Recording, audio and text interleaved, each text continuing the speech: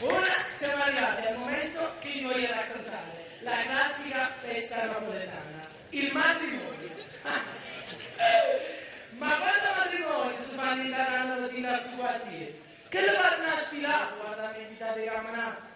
Sapete che fanno? Cartoffe del mercato, tagliata a misura, che lo sposano nel vestito, e poi dicono, no noi, l'abbiamo comprato al centro della città. Che bigodinano troppo si scendono distrutto, e ricci ne capito, non sanno proprio scongiurare. Poi, l'usanza più bella è quella che aspettano i cantanti. I cantanti strillavano, ballavano, chi lo so fare tutti quanti. E al finale, tutto questo bordello, è espulso chi la cantava sul mio in mezzo a via sotto. Solano un guazzo che non tornesci più. Sentite, la gente.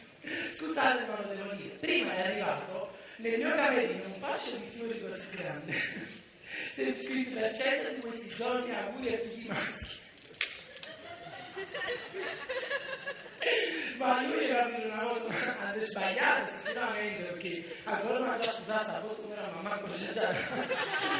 Ma se sei una sposa in sala? Ma com'è?